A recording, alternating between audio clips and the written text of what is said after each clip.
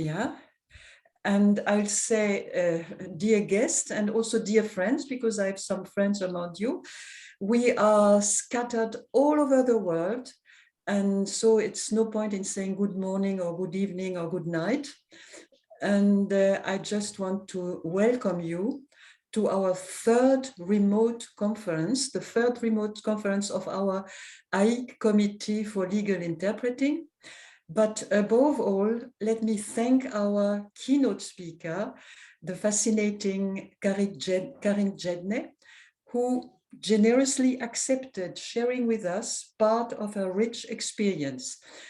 As you can see, my name is Christiane Driesen, and I am here with two active members of our committee, Veronica Perez-Guarnieri and George Drummond.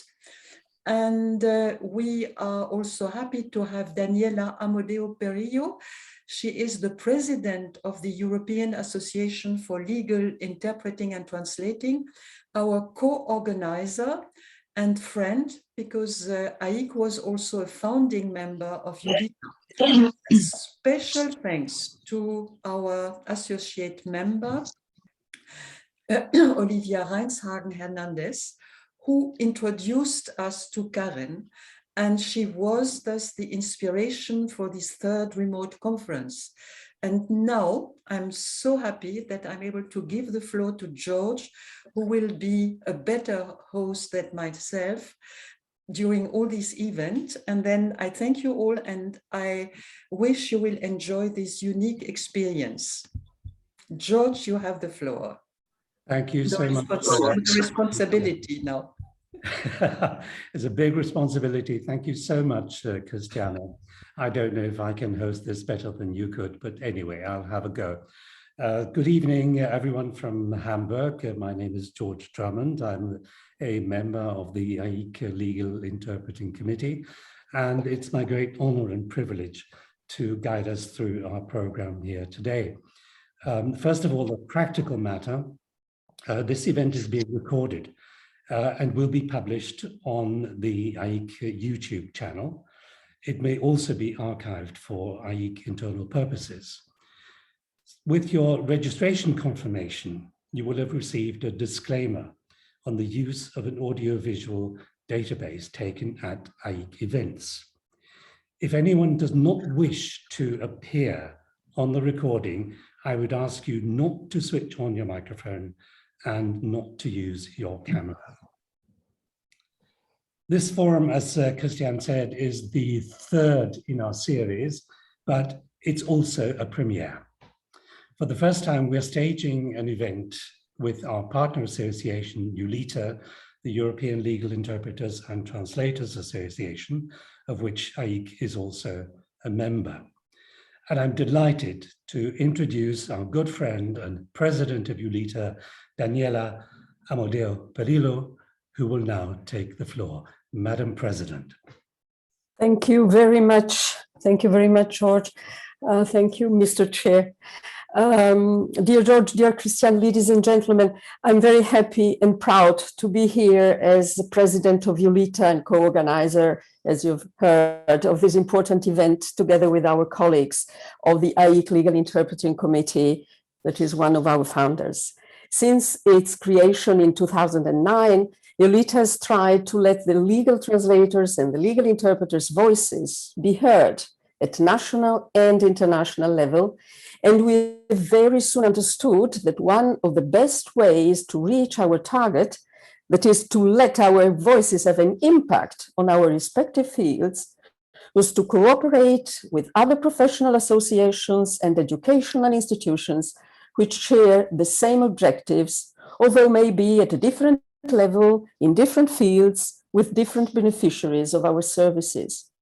When I talk about the same objectives to share with one or the other fellow organization, I mean, first of all, the creation and improvement of trainings in all our countries with programs containing legal matters, but also, for example, tailored for future colleagues who master languages of lesser diffusion.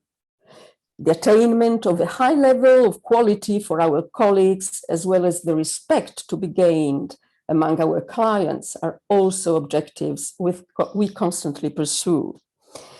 Exchanging ideas and best practices, learning from each other, taking into account experience other colleagues have acquired, listening to experts in sectors legal interpreters work for, all this is fundamental for our respective development and enrich each of us, who will then hold a broader range of skills to be used according to our respective activity and role. EULITA has nowadays more than 90 members all over Europe and up to Lebanon, Morocco, Argentina, Japan, China, members which are national professional associations, international professional associations, university institutes, individual members. The organization of seminars, informal meetings, conferences, such as the present one, and doing that online has some good effects, in particular since it allows us to reach at the same time hundreds of colleagues all over the world. If it raises awareness even among our colleagues for some specific topics that concern our profession, it also allows us to better understand how complex and rich the dimensions of our profession are. I'm looking forward to hearing Dr. Karen Gedney's presentation and thank her personally for being here among us. Her experience will certainly confirm how important it is for legal interpreters to be open-minded, attentive, and humble when confronted with sensitive and sometimes tragic cases. Thank you for your attention. Thank you so much, Daniela. The original idea of organizing these online fora was the brainchild of another member of the committee in response to the long period of corona lockdown when we were unable to meet in person. Veronica Perez Guamieri joins us from Madrid. Veronica, you have the floor. Thank you, George. Thank you. Thank you very much. As George very well said, in light of the COVID-19 pandemic, our committee proposed a new format that would establish a platform for eminent speakers like today from the world of justice and interpretation. Our first speaker was Dr. Pablo Saavedra, who is the Secretary of the Inter-American Court of Human Rights. That was back in late May 2021. Dr. Saavedra on that occasion enlightened us on how the Inter-American Court of Human Rights is a source of hope for thousands of victims and how its rulings have a widespread structural impact, strengthening its jurisprudence with various stakeholders. And what really got to our hearts is that Dr. Saavedra is very well aware of the work that legal translators and interpreters do. By the way, our colleagues, AIIC colleagues, do in the Inter-American Court of Human Rights. And during his conference, he said that your colleagues, legal translators and interpreters in the Inter-American Court of Human Rights, do not simply translate terms. They had to navigate between legal systems as diverse as common law and the civil law systems. Then we had the pleasure of hearing from Judge Enzo Perillo. He was our second guest speaker. And Judge Perillo talked about the European Prosecutor's Office and the judicial and linguistic aspects. And that was also back in 2021. And today we are all ears to listen to our eminent speaker, guest speaker. And she's going to talk about communication in the US prison system. And now I will give the floor to Olivia, our corresponding member, to introduce our speaker for today. Thank you so much, Veronica. But before you do that, I'm sorry, Olivia. I just wanted to say that today's program was the initiative of one of our long-standing corresponding members, Olivia Reinshagen-Hernandez from the United States. And I will invite Olivia to introduce our distinguished guest, Dr. Karen Gedney. Dr. Gedney has kindly agreed to talk to us about her career as a medical practitioner in the US correctional system, and you will have the opportunity to put questions afterwards, either by using the chat box or by requesting to speak. And since we have a record number of participants, I must appeal to you to make your questions direct, to the point, and as succinct as possible. Thank you. And now, Olivia, over to you. Thank you, George. So thank you, everybody. Hello, I'm Olivia. I'm a long-standing member of AIIC, and I've been interested in legal matters for a long time. And since I moved to the US over 30 years ago, I started working also in the legal system, and I ended up being able to, or having to go to all kinds of jails and prisons. And that is a topic that has always concerned me in relationship with human rights and the right to speak up and communication. And talking about COVID, we all know how COVID has affected regular people of all walks of life throughout the world. And now this is even harder on people that are incarcerated.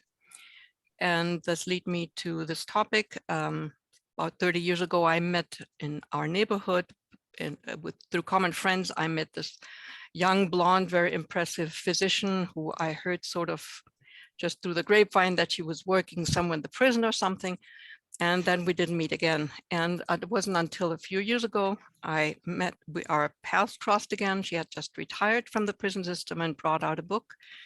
I read the book and I immediately became a fan of hers, and we've become friends.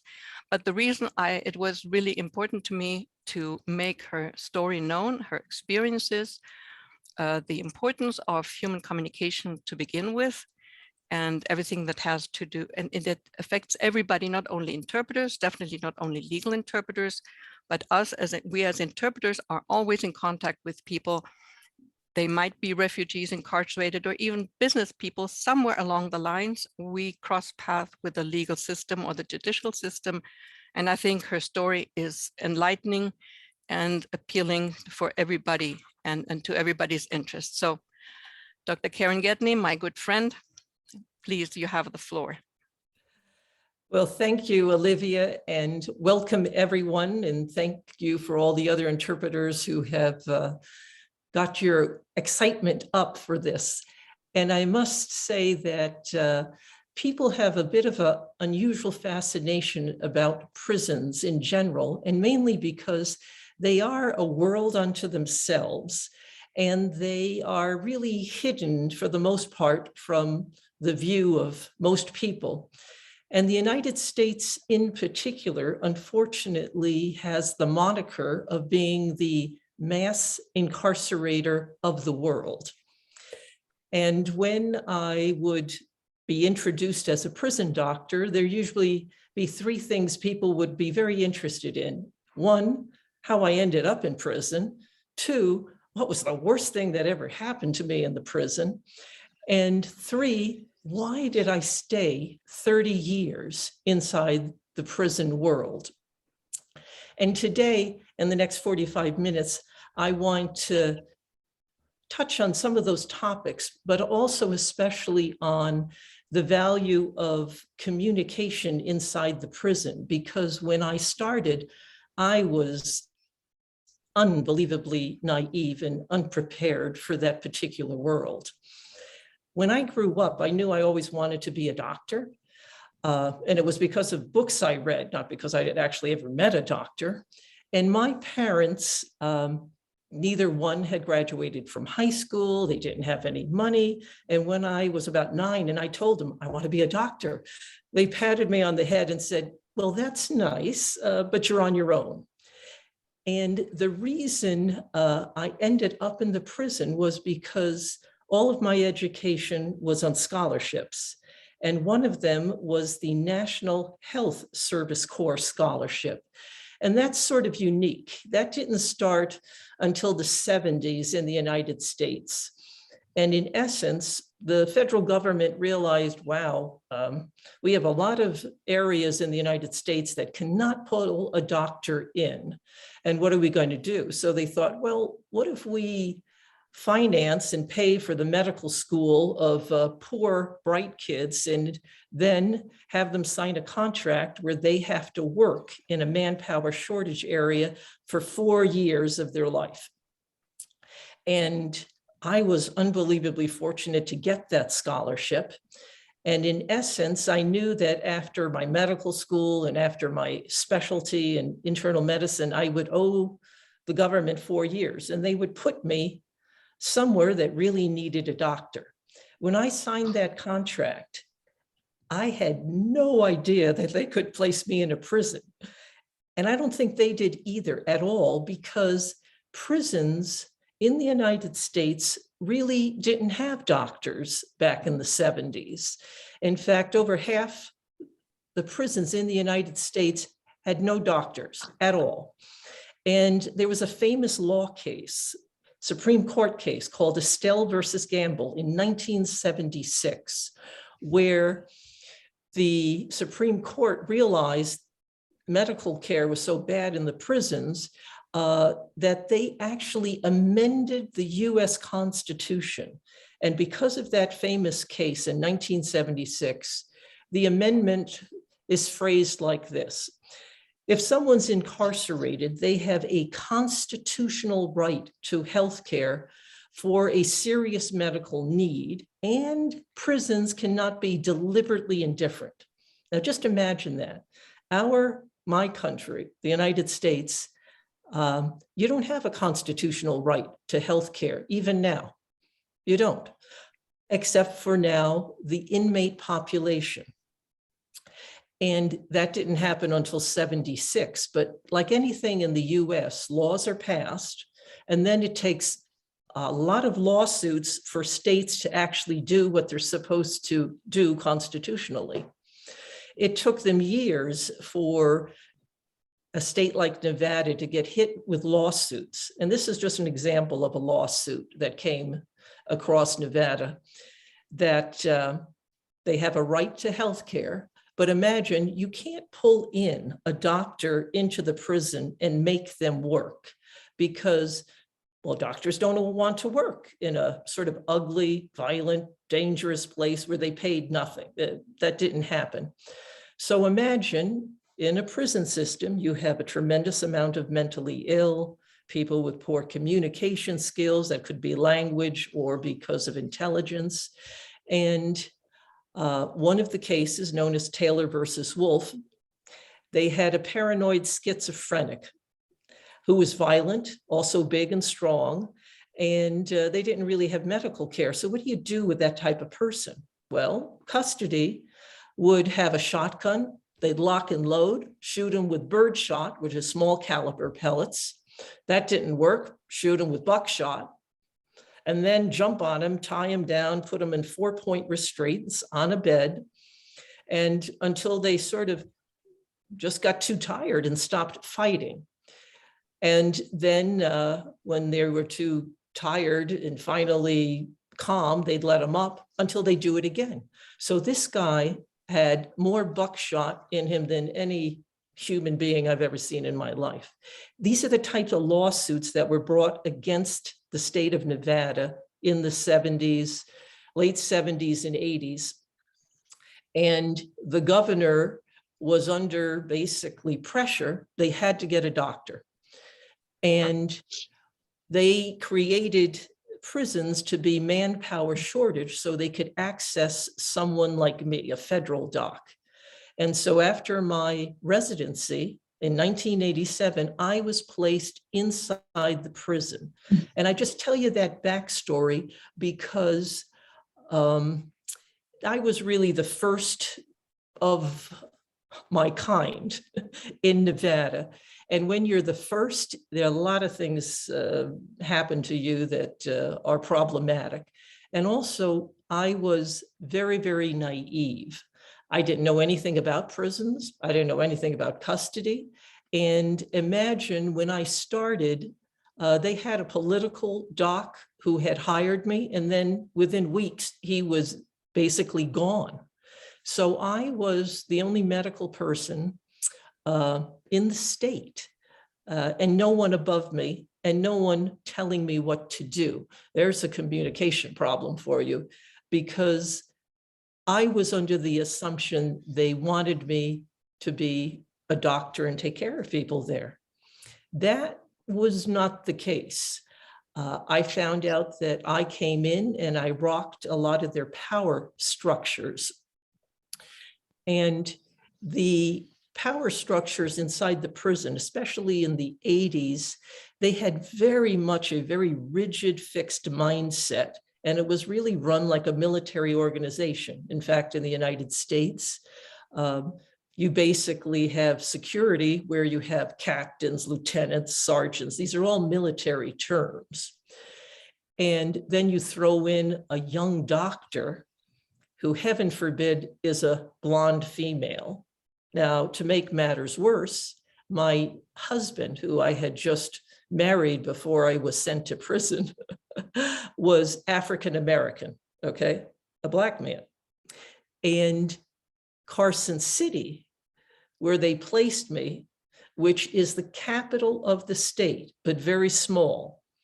In fact, back in those days, they only had about 37,000 people who lived in Carson, and they had 3 major prisons on its outskirts, which in total had almost close to 3,000 inmates, right? That's like 10% of the population of this small little area. And in the capital, and Olivia can vouch for this, there were no Black people in the 80s in this small town. So I had a double whammy going into the system, sexism and racism. And when I entered the prison, I was amazed at who was there, because 1 out of 4 of the inmates in that prison system were Black. And I wondered, where'd they all come from? There's not one Black person except for my husband in this city. And they had been shipped up from Las Vegas, because I think almost any European knows that Las Vegas is in Nevada, but it's like on the opposite end of the state. Now, imagine my first day, and this is an example of poor communication.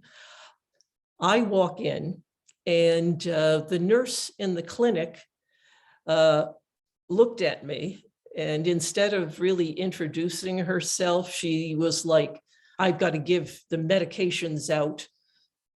He'll show you around. And then I looked at the guy, and he's in blue scrubs, sort of a chubby guy, a very nice guy.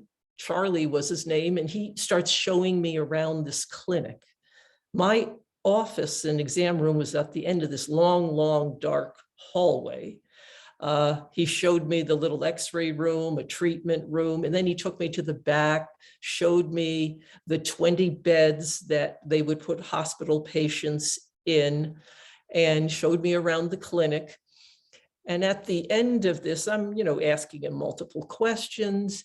And when I come out, there's this big burly guy standing there with a mustache, and he sort of yells at me. And he goes, "What are you doing with that chomo?" And I thought, what does that mean? A chomo? I didn't even know the term.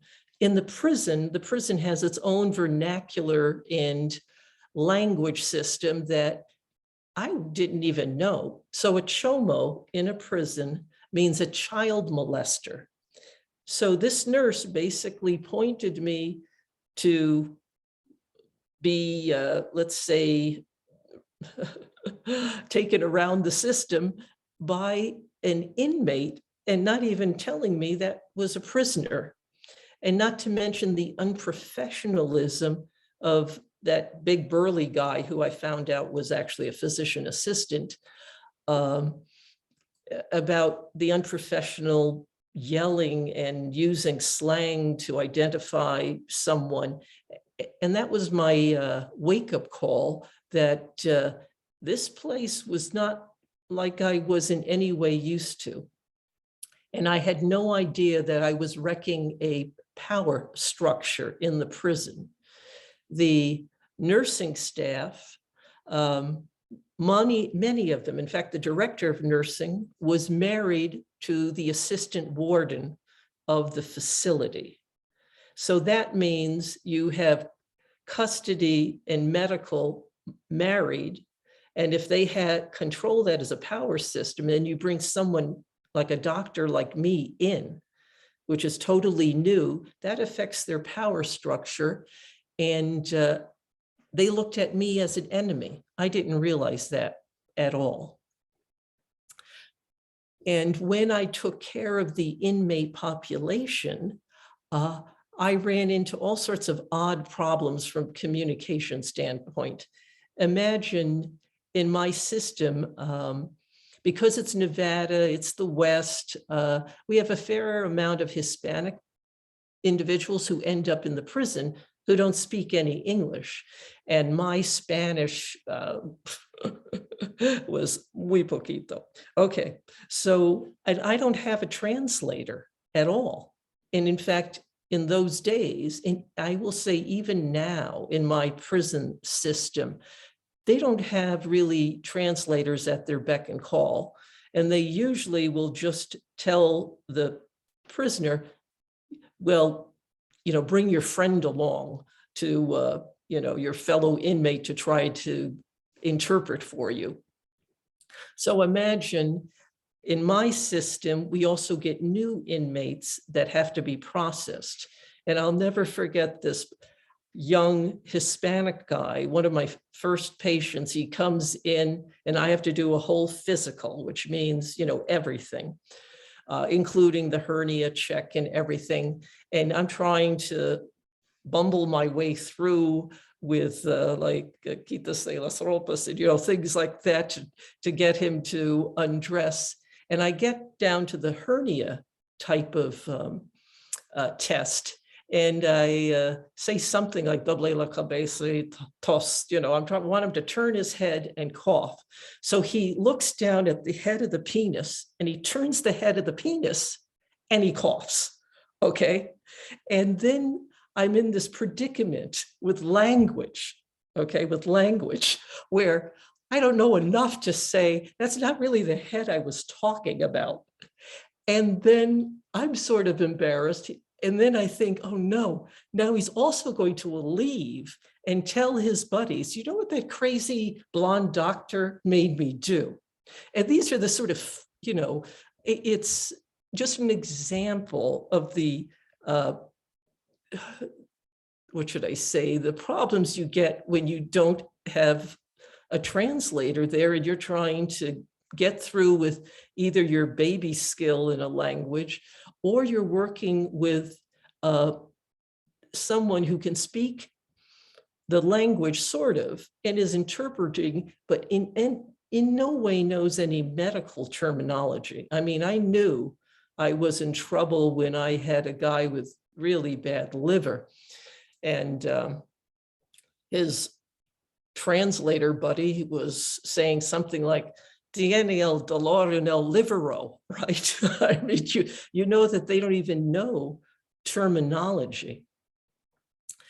And that was a lot of what I faced with the Hispanic population, was they would bring a buddy with them whose English was at most marginal and very deficient in the medical side. But also we would have different, what should I say, unique inmates in the system where I really had problems. One of the gentlemen, as an example, was from Vietnam, and no one knew any Vietnamese in the prison. And he didn't look so good. And when I took x-rays, he had, you know, really massive changes in the lung. And I was wondering, oh no, did he have bad tuberculosis in the past, fungal infections, cancers? And I really wanted a history on this guy.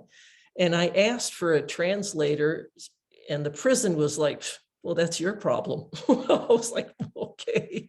And so I thought, okay, who would speak Vietnamese? And in the city next to our city, which is bigger, Reno, has a university. So I called up the university and said, is there anyone who speaks Vietnamese there who could translate?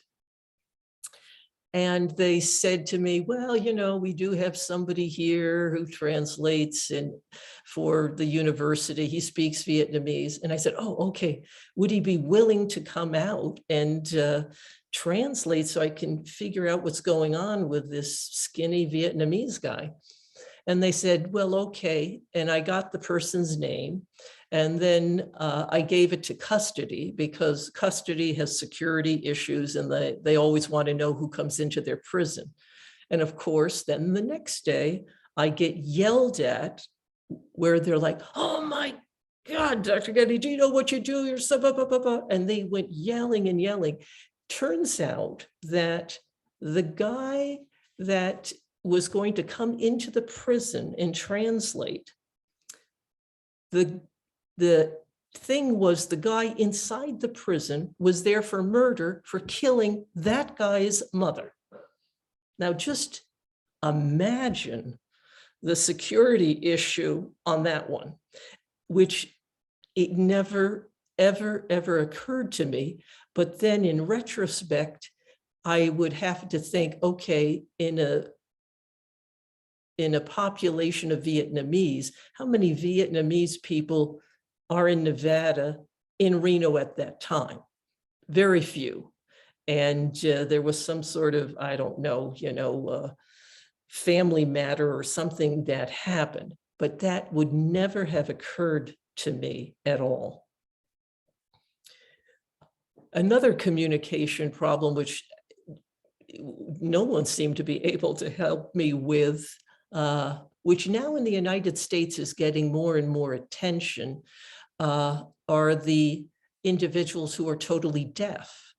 So when I started, it was the height of the AIDS epidemic as well in the prison system in 1987.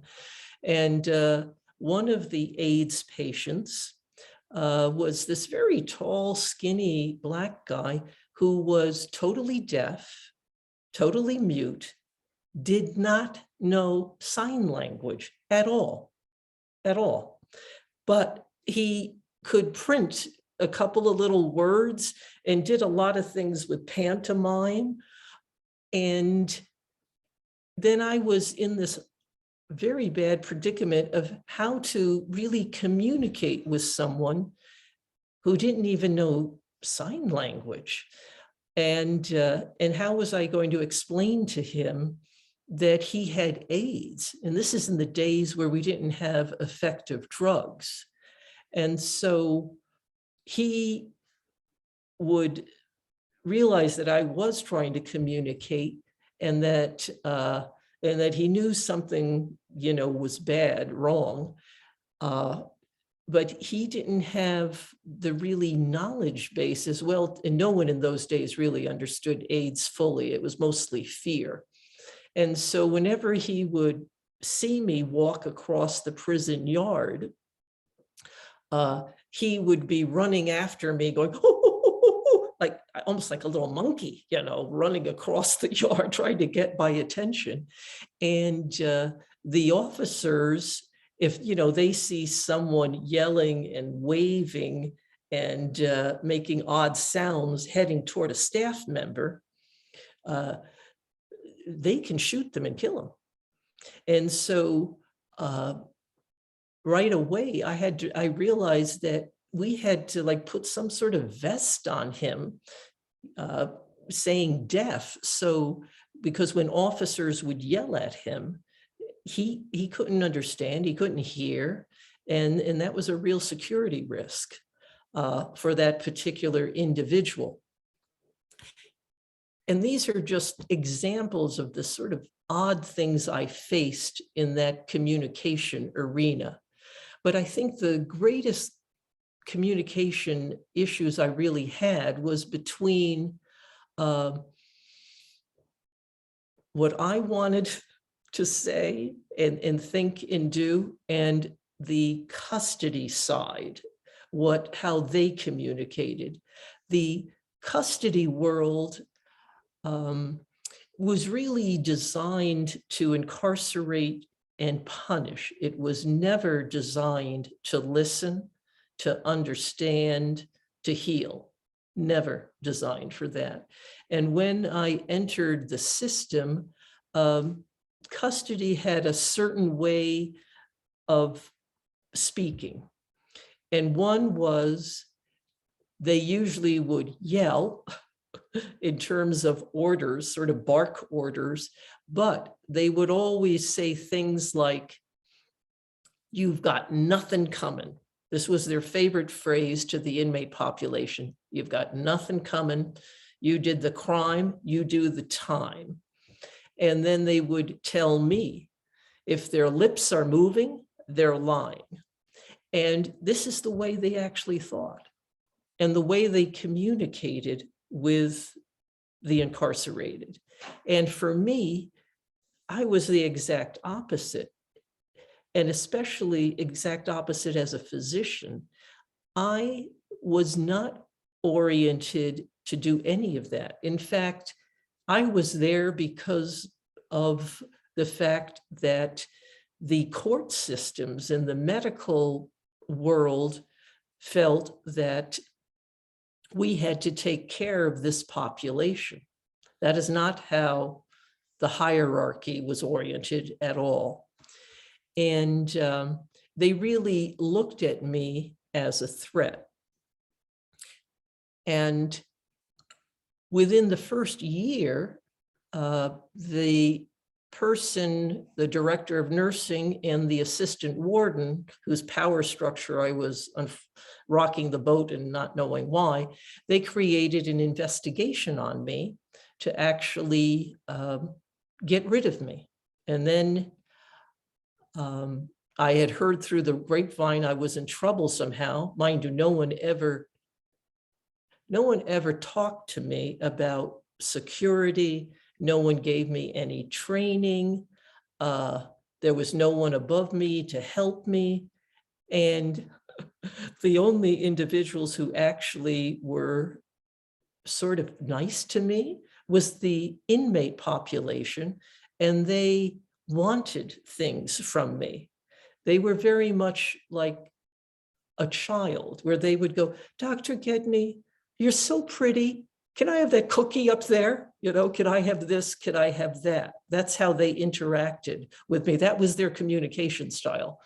And if they didn't get what they wanted, then they would have like a little temper tantrum and want to sue me or get me or this or that. But I understood where they were coming from. What I had a far harder time understanding were people who were in charge of other people's lives, which were already miserable, and then make them more miserable. And when I found out that they were trying to get rid of me, I went to the prison director, that's you know, custody, but the one in charge of the entire state, and say, "Look, if I'm doing something wrong, somebody needs to explain this and what I'm doing, because no one's talked to me." And he said, "Well, come over to my office." And he said, "I never, ever, ever, ever do this, but," and he plopped down all these papers in front of me and said, "This is the investigation going on about you. And I want you to read it so you know your enemies, so you get them before they get you." And I was like, what kind of place am I in that you would even think that I would do that? But to read what people said and to read what nurses said and custody said, I mean, it was like someone had punched me in my guts. Now, that was the first year. The second year, I'm going to share an incident that happened to me, but also give you an idea why I stayed for 30 odd years. And it was in the fall of 1989. I had been in the system then almost 2 years, and halfway through my commitment. and wondering, would I really survive? And that morning, an inmate by the name of Kenneth Meller, he was known as Moth on the yard. He came into the prison, and he had seen me a number of times for medical problems, psych problems. He was a Vietnam vet. He had killed a police officer. He had originally been on death row, then he came off death row, and he had been in the prison then for years. And that morning, he came in and he sat down in front of me in my office. Remember, that's like the end of a long, dark hallway. And he said, you know what day it is today, Dr. Gedney? And I said, Friday, the 13th, October. And then he looked at me and I started feeling the hair going up already on my neck. He had these really steely gray eyes. And he said, and that's the day you're going to watch me die. And I knew something bad was going to happen. And I stood up to get out of my room, and his hands went around my neck, and my neck went, my whole body goes flying over my desk. He shoves the heavy desk into me, and I'm taken hostage. 10 hours goes by before he says, I'm going to fuck you dead or alive. And I chose alive. Another 4 hours goes by, and it's cold and it's dark. And I think everybody's gone home and just left me to die in the prison. And this guy was going to use everything possible to do what he wanted to do. And then all of a sudden, these brilliant lights hit the room, and the room seems to expand out and collapse in. And there's these pop, pop, pop, pop sounds.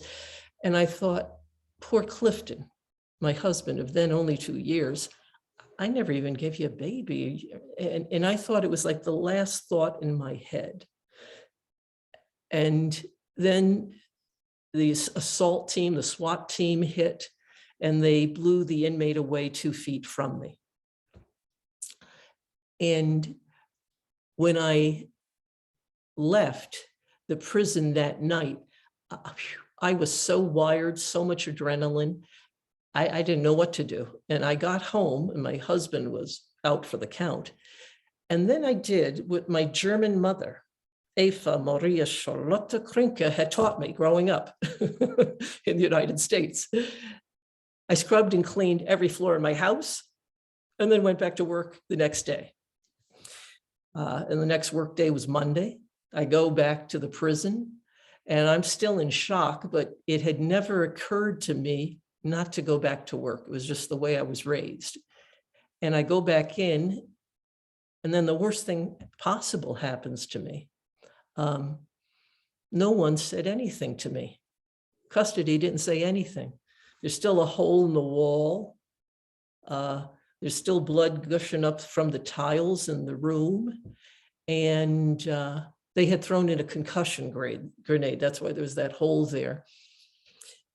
And I'll have to say, it was really the compassion of the inmates who enabled me to heal, because you have the custody and the professional people that aren't saying anything, whether it's because they don't know what to say, because custody said, don't talk to the doctor. They were worried about maybe legal matters with the federal government. I don't know what it was, but they didn't say anything. But the inmates, when they saw me, they wanted to know I was okay. They made it very clear that this was totally nothing they would ever agree to, that one of their own would take down not only a doctor, but a female who was trying to help them. This goes against the convict code across everything. And so I am still rattled the first few days for sure. And about 3 days later, I get a phone call. Come into my office, and I answer it, and it's this older lady who's saying, "Oh, Dr. Gedney, I'm Kenny Meller's mother." So somehow the mother of the inmate who took me hostage, who was dead, got a call in through the prison. And I'm listening to it, and I had not talked to the media. Hadn't talked to anybody. So nobody knew exactly what had happened to me. And this poor old lady is like saying, "Oh, I'm so sorry Kenny did that. And I'm so glad that nothing happened to you." And then out of my mouth comes, "Well, nothing except your son raped and assaulted me." And it was, I hear this poor gasp from this lady. She starts crying. And then I realized, I really need help. And I was very much like the inmate population, where you're hurt and then you turn around and you hurt somebody else. And I hurt that older lady because I was still hurting. And that was like a wake-up call for me to heal myself so I didn't have to hurt others and hurt myself in the process either. And also, it was a real wake-up call that, wow, if the prison allows things like this to happen to me, and I'm a high chess piece on a board, if it allows things like that to happen to me, what are the things they're really allowing happening to the pawns on that chessboard, which are the inmate population?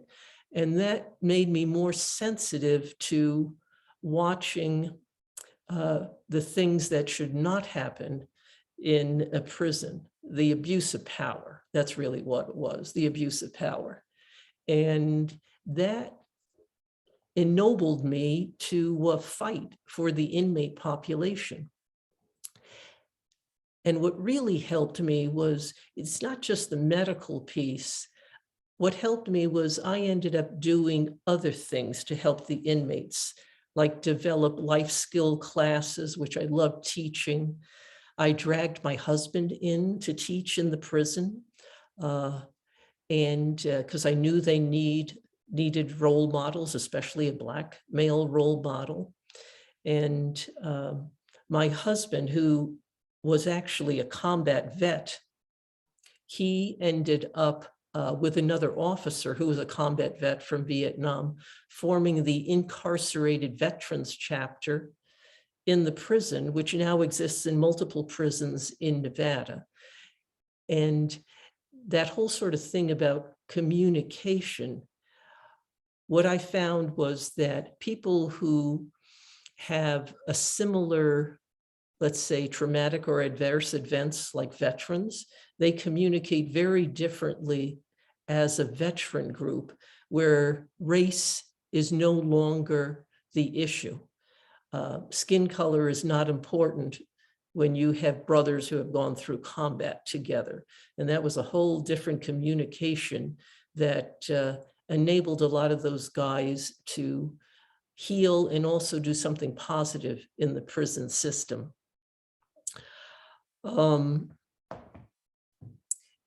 other thing I will want to share, and I just want to wrap up my little talk with, is what are the good sort of things that happen with communication in the prison?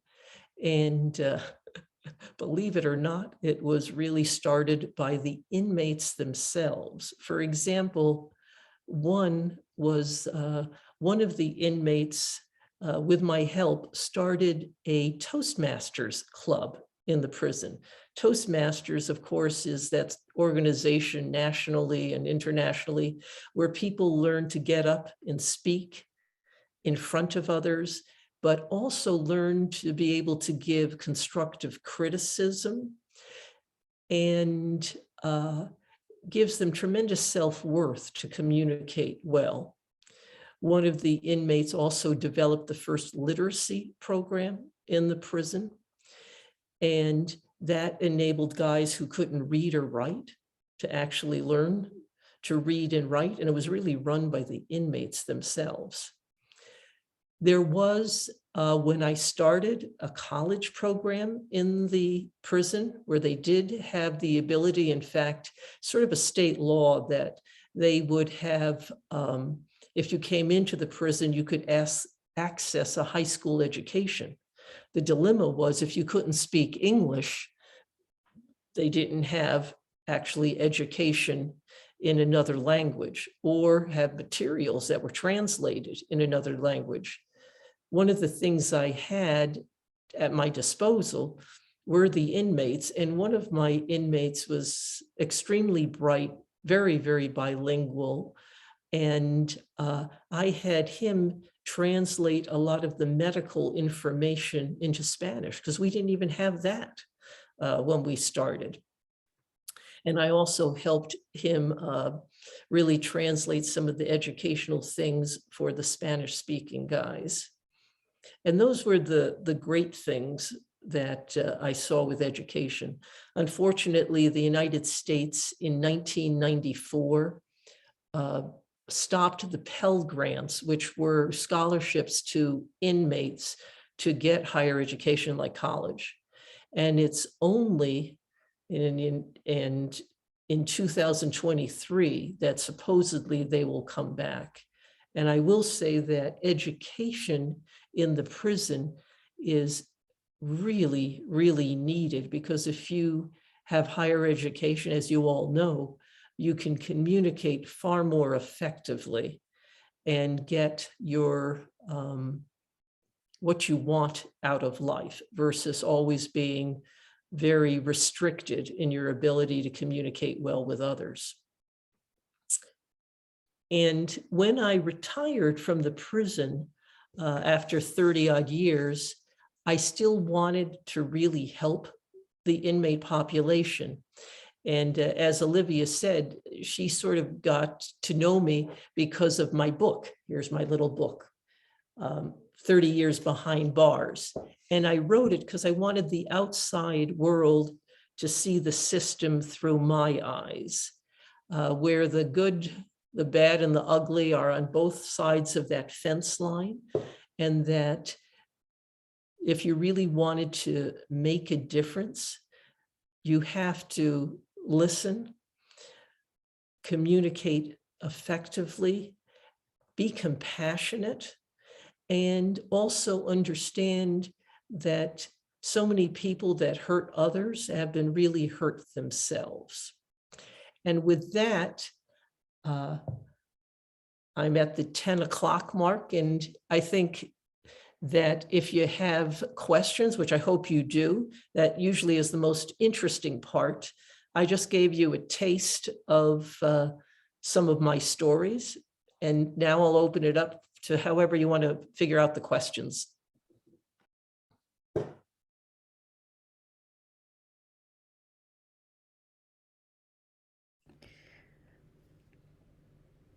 Okay. Now, You're muted. Sorry, George, you want to go? sorry, yeah, I'm sorry. I was just about to say that, Dr. Gedney, thank you so much for this shocking testimony. It's something which I think has touched all of us quite profoundly, and I'm sure there are many, many questions from our colleagues. The colleagues have two possibilities. They can raise the questions on the chat box, or they can also switch on the microphones and ask to take the floor. Veronica is going to lead us through the question and answer session. Thank you.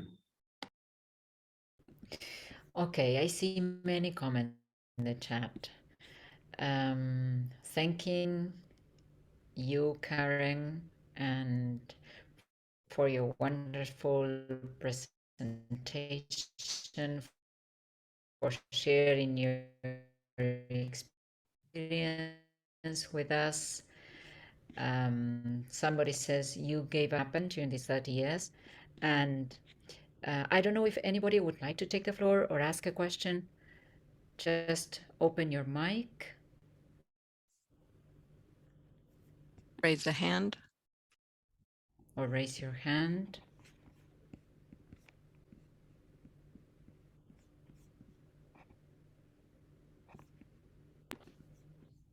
Okay, I have a question, Yes, Monica. Darren.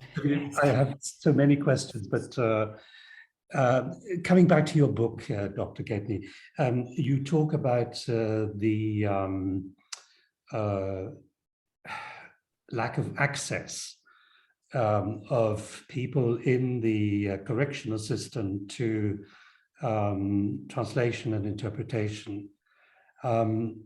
I find this really rather astounding because for us Europeans, the United States is one of the forerunners of creating possibilities for people in the court system to access adequate interpretation facilities. And it's all part of the human rights conventions to which we all subscribe. It seems to me that from what you're saying is that as long as people are still in the judicial system going through up to the court system, they can benefit from this. But once they are on the other side of the fence, that is in the correctional facility, these human rights stop.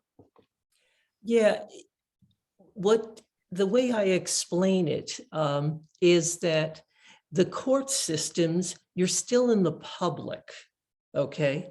And there has been made the greatest push for having people defended correctly in courts. But once they've been charged and they're considered guilty and put in a prison, every single state, and we have 50 states in our country, every state is very, very different in how they approach prisons. Some prisons are, let's say, more progressive in terms of their access to translators and educational programs. And then there are other prison systems which are, really low on the totem pole. And in our country, the states that are more oriented to the old South, states that had slavery, those states are some of the worst in terms of how the inmate population is treated, in terms of access to translators. And what's unique about Nevada is Nevada, bizarrely, is known as the Mississippi of the West. And if you know the lingo in the US, that means we're sort of like the old South, except on the western part of the continent. And Nevada has a huge landmass. In fact, we're almost the size of Italy. And when I started working in Nevada in 1987, the entire population of this huge state, about the size of Italy, was 1 million people, okay? 1 million, that's it. And that very small state has a lot of those Southern type of mentality things regarding the Black population, any population that isn't the good old boy white system. And prisons, because they are state, we have state controlled and federal. Federal prisons, very, very different. But every state is controlled by the current politics at that time.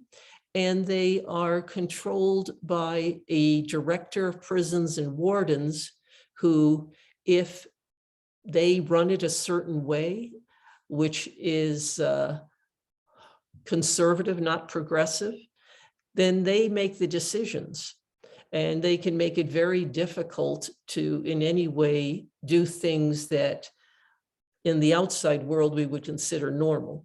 You know, for example, I mean, it wasn't until the late 70s that the Supreme Court said to a prison, you have to have access to medical care. So imagine if you've got the late 70s and they didn't even have access to medical care for a serious medical need, why in the world would someone think they would have access to a good translator? You see what I mean?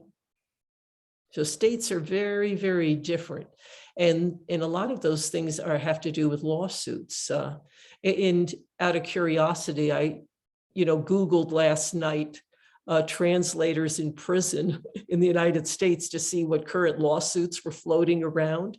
And if you do that, you'll find out right now there's a big push for the deaf community. Okay. It goes through these little trends where people are brought to attention. Hey, this is not fair that deaf people not only don't have translators, but that means they're kept out of educational programs, vocational programs, re-entry programs, because they don't have anybody giving, that type of information to them.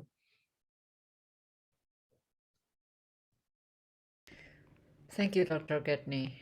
Olivia, I think you raised your hand. Yes, two things.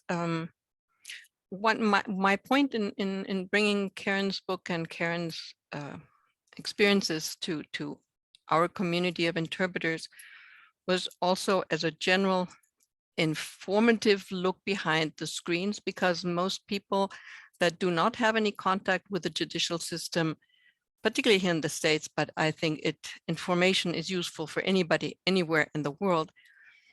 Hardly anybody knows what these things mean. Hardly anybody knows what happens.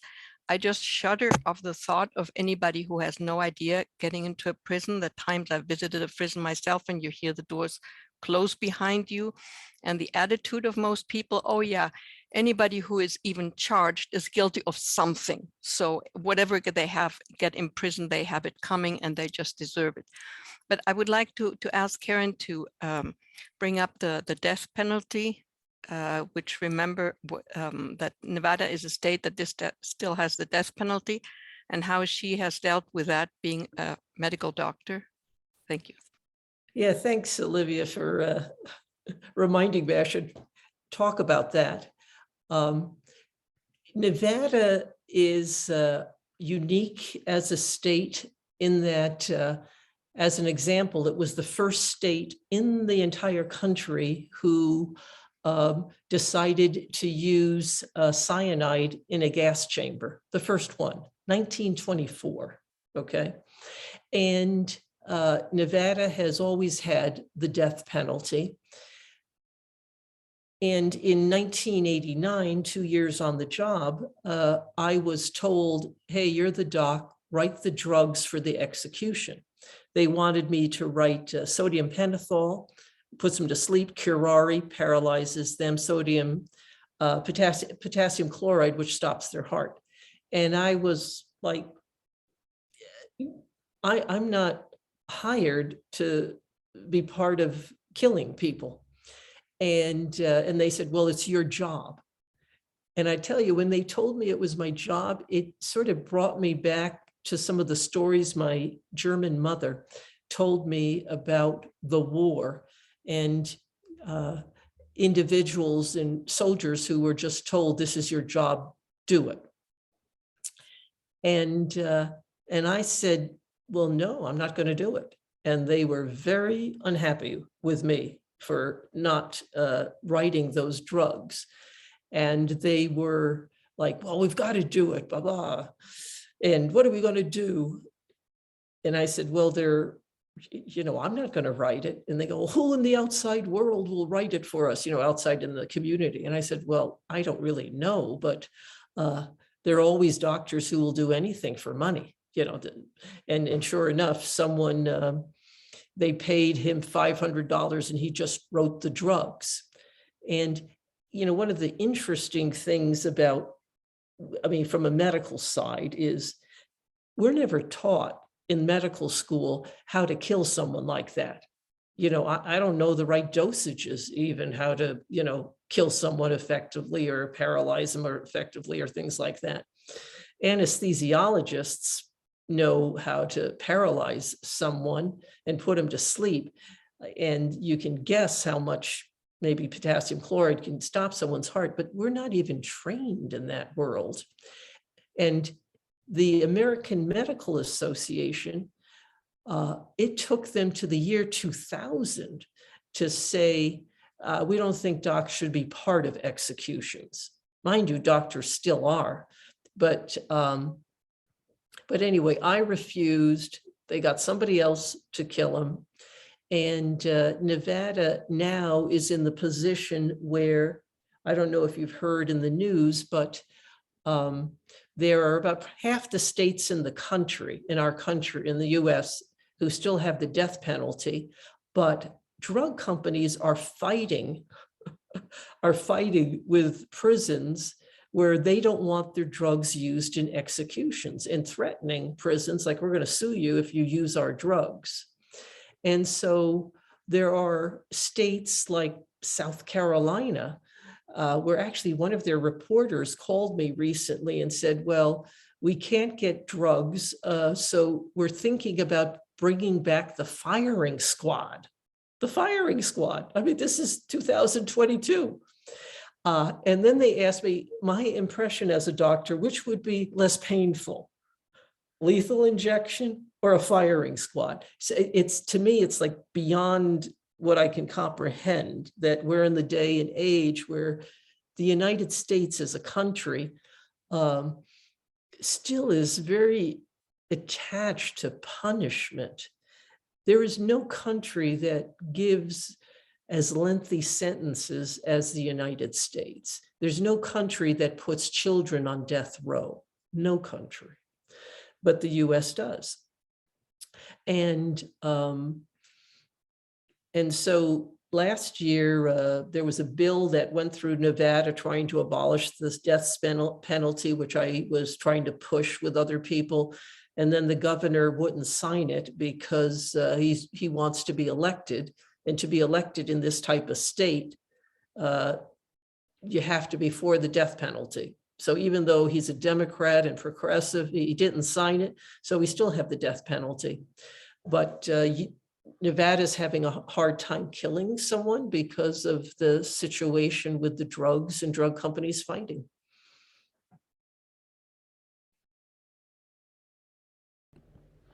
Thank you, Dr. Gedney. Jack, you had raised your hand. Yes. Thank you very much, Dr. Gedney. That was just amazing. I started as a legal interpreter and then got into conference interpreting, and I still do occasional court interpreting. I just want to share just two stories. During the Omicron surge, I had to interpret for an inmate in one of the counties in Northern California, and he was charged with a felony, and he was wearing a facial mask, but it was a white disposable one, and it was filthy. It was, I mean, extremely dirty. And I had some extra, but I could not even hand it to him because he was an inmate. There was no communication allowed, except I just interpreted what he tells to his attorney and court. And the other one was that there is this attorney in Northern California who horribly treats monolingual or non-English speaking clients, and it upsets me tremendously. So what I could do was I told the interpreter service coordinators, saying that if I have to interpret for this attorney and his clients, I'm not going to interpret. It's upsetting too much, and because of my role, I could not divulge any kind of information about the communication, what's happening. But so my question is, in the first case, if I see something like that, if the inmates do not have the facial mask, I mean, again, it was during the Omicron surge, and he was 74-year-old Korean man who used to be a medical doctor in Korea. Is there anything I can do, or I can talk to someone, or since you used to be a doctor, the prison? Yeah, I think everything has to be done with a little delicacy in the prison system, but I still think that, you know, if you come in as a translator and you see something that truly, truly concerns you, I don't think there's any problem in basically writing a note to whoever is in that chain of command, you know, and that would be, for example, in the chain of command of the medical community. And there's always an administrator who's responsible for the medical department. And for you to say, hey, I came in and I observed this and it was concerning to me, you may want to, address this, and then leave it there. And I think if you do it, especially on email, there's a record then in the prison that someone said, this should be looked at. And then it's really on them whether they do something or not. But if you just verbally say something, that's not going to do anything in a prison. But an email, which is totally reasonable, then the system, it's on record. And that person then usually, if they're not like a thick-headed, usually will look into it. You see what I mean? Because they want to make sure they did something. They're like covering themselves. So that's what I would recommend. And I think that everyone, myself as a physician, or people that come in as translators, anytime someone totally ignores abuses of power, to me, they are ultimately culpable as well, if they say nothing. I totally agree with you, Doctor. Thank you very much.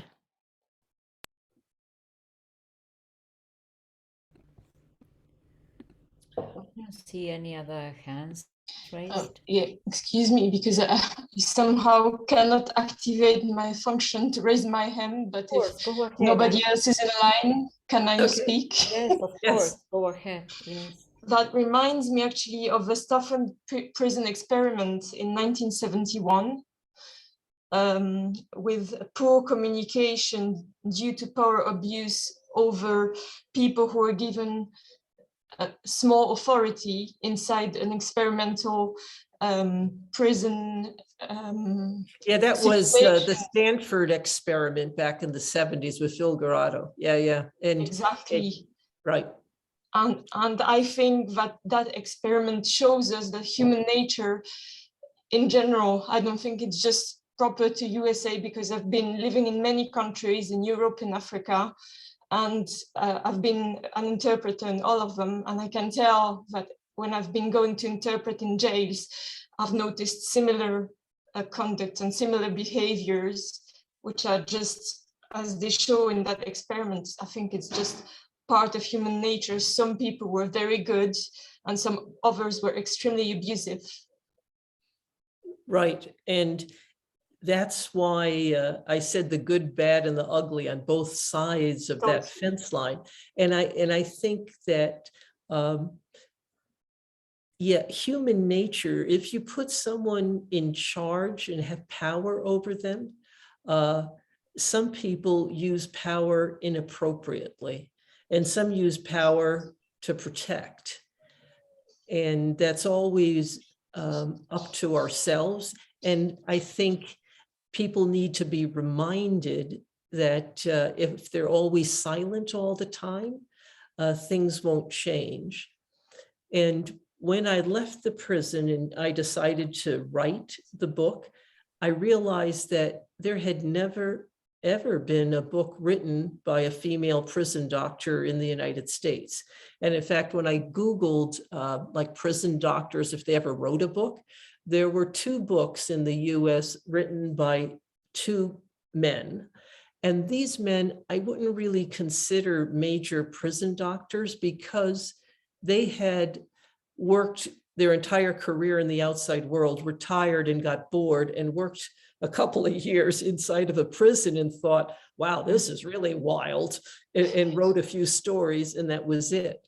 But I feel that when you sort of grow up, like as a doctor in a prison, and then no one ever really talks about it. A lot of people in prisons, they when they leave, they're like, I just want to forget about it.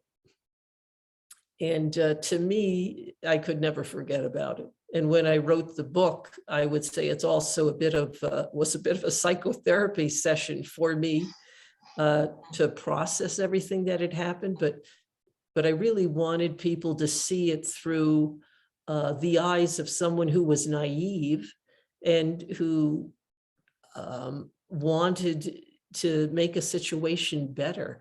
Most of the stories about prisons are usually from the inmate side or the custody side, you know, the captive and the captor, those two different forces.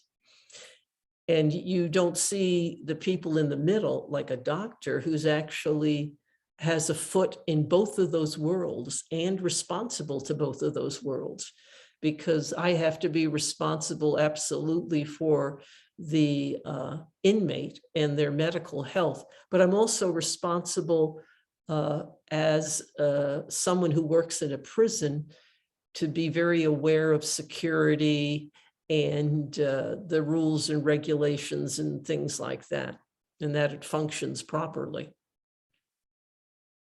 And just one last question. Have you ever considered translating your book into French, for instance, because I'm a French translator? Well, anybody who wants to translate it can go for it. In fact, Olivia, you know, who is an incredible friend to me, and I must say one of my promoters of my book, she's like, oh man, Karen, if I, you know, had free time and money, I would love to translate your book into German and Spanish, right?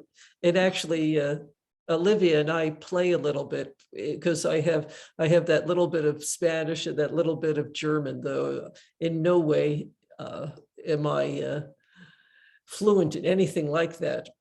But I hope that some of you would be interested enough to actually buy the book. It's on Amazon. And also I'll share that in the book, every chapter starts with actually some artwork done by one of the inmates. And that inmate who had been in the prison for 26 years knew all the players, and he did the artwork, and he's been out of the prison now for 7 years, and actually last weekend graduated with a master's in fine arts and creative writing from Antioch in Los Angeles. And I love, what should I say? I love the underdog stories where people beat all the odds and do well. So do I. You know, I love those stories. I just wanted to say there is also an audio book. Yes, yeah, I did the audio book. Yeah, and it is excellent, and you can listen to it all the time, and it's very lively, and I can recommend it. Yes, we have, I think, Valerie. Yes, hello there. I'm also a French interpreter like Agnès, and hearing you, I was thinking of the first times that I went to the prison as an interpreter, and very quickly we feel that we have to put ourselves in their shoes to be able to interpret for them. We're always told the lawyer side, the bad side, or the custody side, but it's very quickly you feel that if you don't feel what they feel, you can't translate for them, or you can't interpret for them. And I feel that in your story, but it's something that we feel very strongly. I go very often to the prisons here, and I just wanted to say that that's what I felt from it. Yeah, and I really feel that in terms of communication for anyone, you have to feel what that other person is feeling.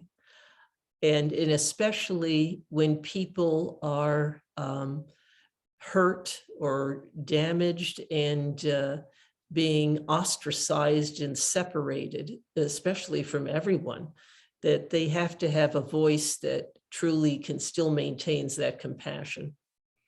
And that's tough for people in many situations. I'll share that I worked with many nurses over the years, and they had all different levels of compassion, but I had nurses that had real issues with particular crimes, for example, a pedophile. And then the way they treated that particular inmate was so different than the other inmates. or if an inmate was a rapist. And usually it's because of something in their past that affected the way they interacted with that person. And you have to be honest with yourself about, do you have those types of triggers that remind you of something in your past? And I think one of the reasons I really was able to heal from the trauma that happened to me was, one, I knew that the way for me to heal was, one, to talk about it, and two, let it go, and also learn and help others from it, you know, like pivot, instead of it being a boo-hoo, poor me story, to, hey, what did I actually get from this that actually helped me with my life, instead of like an anchor around me. George? Yes, thank you, Veronica. Dr. Gedney, I'm so glad that we've now almost turned a corner and we're talking about more positive aspects. And there are two aspects which come out in your book that I'd like to have more information on. You talk in your book about the holistic prison model. Yes. And could you expand on that a little bit? And also another point which I find extremely interesting. Thank you. Sorry, extremely interesting is the work that you're actually doing at the moment, which is to do with monitoring children with parents in the prison system. Yes. Yeah, mentoring systems. Yeah. So the way I look at holistic prison reform is I look at it very much like a medical model, which has, let's say, 3 legs of the stool, and you need all those 3 legs so you get somewhere. One is you have to prevent individuals from ending up in the system in the first place. This is like medicine. If you want to take care of disease, you prevent it. But if someone does end up in the prison system, then you have to be oriented to heal what you can heal and make them as whole as possible, because we want those individuals where over 90% in the US prisons will leave the prison someday. And it could be after decades and decades, but we want them to leave more whole and healed and less of a risk to society than when they entered. And see, prisons never, ever cared about that. Prisons only cared about punishing and incarcerating. And when they opened the door, they felt it wasn't their problem, which made no sense to me whatsoever. So you have the prevention, you have the healing, but the big piece is when they leave, you have to have the support. And when they leave, they have to be able to re-enter society. And the US puts so many roadblocks up against these people when they leave. In fact, most people don't realize that, you know, depending on the state you're in, if you have a felony record, then you don't qualify for food stamps, for help with housing. You can't live in an area near a school, and it goes on and on. You can be kept out of multiple jobs, and all of that are obstacles. Many leave without identification. And if you don't have the correct ID, you can't get anywhere in the US. So you really need the support when they occur. So that's the holistic piece. With and then I do something in almost all those pieces, even retired. One is to prevent individuals from coming into the prison. The big thing is looking at kids at risk. And the kids at risk are children who grow up in criminal families or have parents in prison, or who have issues, mental health issues, where they're already going down a path that can lead them to prison. That is where you really want to prevent and help and teach them. Then on the inside of the prison, the healing piece, even though I'm not there anymore, I'm very much involved in something called the Nevada Prison Education Project, where myself and a number of other people are really trying to increase higher education in the prison, the type of programs that truly affect the way the inmate population thinks. As an example, one of the courses that really affected the men was taught by a poet who taught creative writing and poetry. And that's because, one, he cared about the inmates, but the ability to write creatively, the ability to do poetry, accesses an emotional piece where inmates can be vulnerable in a way which is safe in a prison, and that can help transform them. The third piece about support when they leave, I'm involved in what's called transitional housing with psych support for substance abuse. And there's an organization in Reno, nonprofit, which has transitional housing, but it's very small.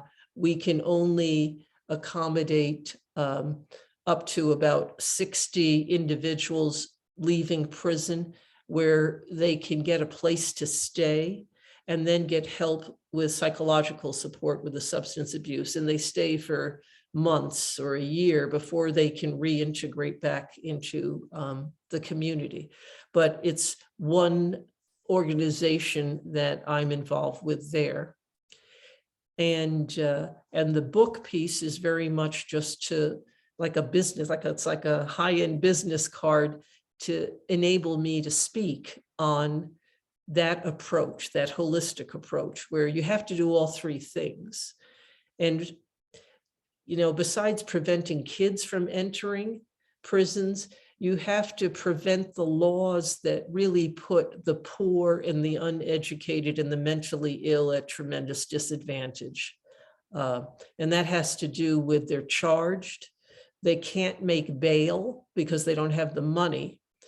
And if they can't make bail, then many times lawyers convince them to, even if they're totally innocent, to admit to a lesser crime so they get a fine and can go home to take home of their kids, and not realize that then they have a felony stamp on them the rest of their life.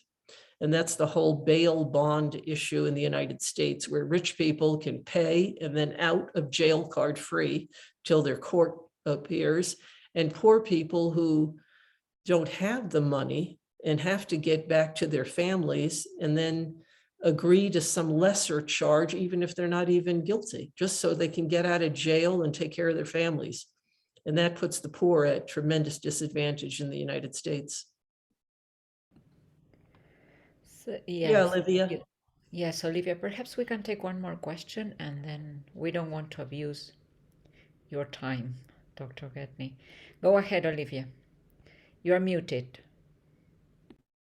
Just wanted to put in some Sarah brought a participant named Sarah brought up the question as what help or you were able to provide for the mentally ill inmates. And I think that's another really important aspect, all this mental health issue inside jail and prison.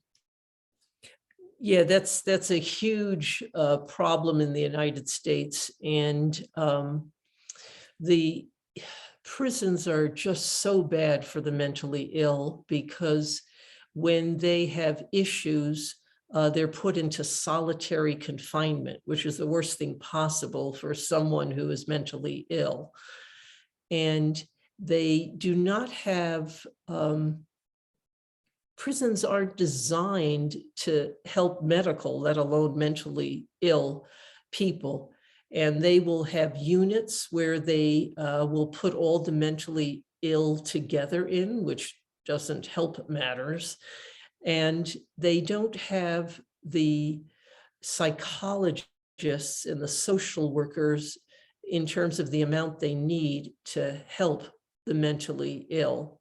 And the mentally ill have to be protected from the rest of the population, which will prey on them if they have things that they want, like food or clothing or something like that. But that's where prevention, I think, is the biggest key, because so many of these who get placed in prison should never, ever, ever have been placed in a prison in the first place. They should have had mental health counseling when they were younger, had mental health institutions that truly helped them stay out of trouble, residential homes where people who are used to take care of the mentally ill take care of them.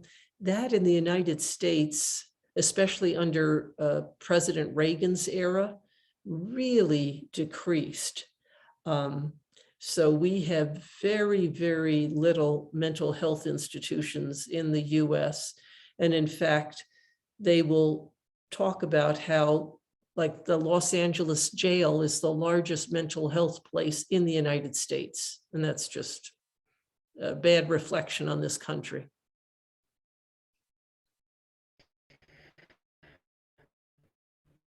So Jackie, let's do one more question. Jackie, Thank you. Or Very it's an old quickly. hand. No, it's a new hand, sorry. Very quickly, could you mention something about private prison? I mean, how the inmates are treated in private prison vis-a-vis the, I guess, regular or public prison? Thank you. I can tell you my experience with private prisons. So Nevada tried 2 private prisons. One time up in EULITA, which is the northern part of the state, and very, very, very hard to get doctors and medical people up there. They privatized it for a while, and that was an absolute failure. And here's one of the dilemmas about private prisons. Number one, a private prison has to make money for a corporation. So that means it has to do it for less cost than what the state is doing. Second, private prisons are in no way oriented to reduce incarceration. In their business model, they want to increase incarceration because then they get more business. 3, they always do contracts with states which look like it could be good for the state, but then many times turn out to not be good. As an example, you might have like this particular prison, EULITA, that I'm very familiar with, where it cost a certain amount to run, and then a private company will come in and say, we'll do it for a cheaper price. Okay, now these are a couple of things they'll do. Number one, they will cut down on staff because staff costs money, which means the inmates are locked up even more in their cells than usual. Number two, medical expense is high in prisons in general. And I was approached by the private companies to be working in a private company. And imagine they pitched me, hey, we will double your salary and we'll give you stock options.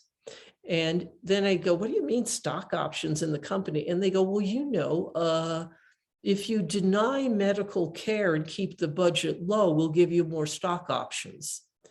That is a very dangerous, slippery slope for prisons. Because then what happens is when the state gives the contract, but let's say the inmates then sue for not getting medical care, who do you really think is on the line for that? It is ultimately the state, because the state gave the contract to the private company. Number two, if you reduce staff and inmates escape, who do you think is responsible for finding the inmates when they escape?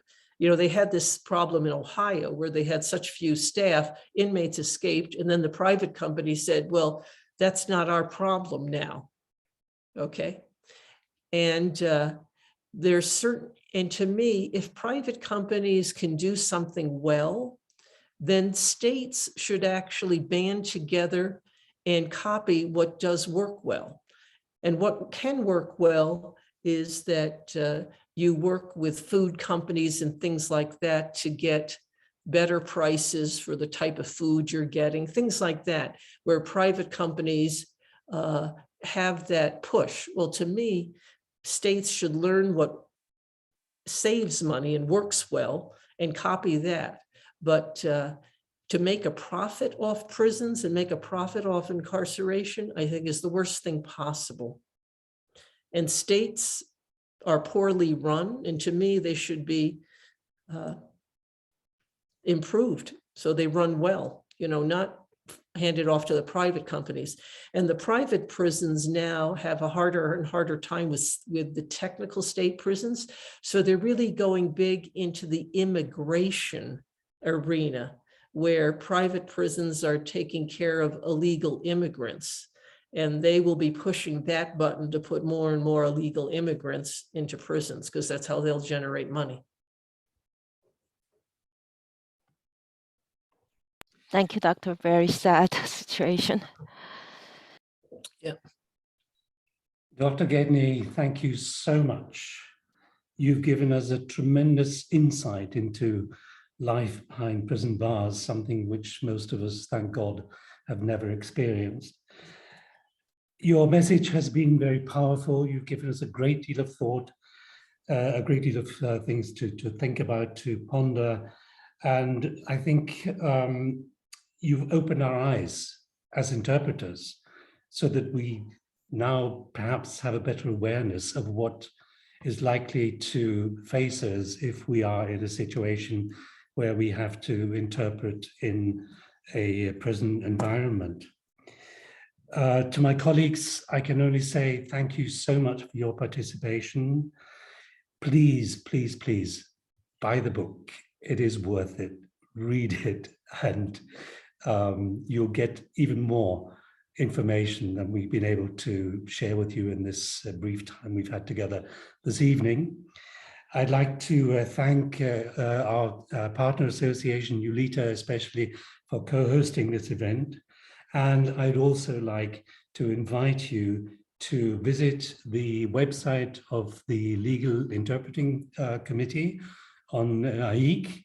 If you wish to have any further information, if we can provide you with any more details on our future events, which are in the pipeline.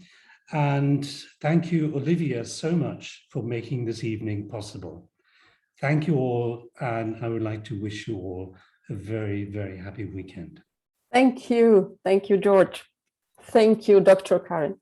And thank you for all listening. And I really do hope you take a look at the book, and if you like it, share it with others, because that's what Olivia has done for me. It is important to share. And I thank you, Karen. I thank you all for going along with my big passion in life, which is human rights and communication. Thank you. Yes. And with that, I think we can close our forum. Thank you all once again for participating, and all the very best to all of you. Bye-bye. Bye-bye.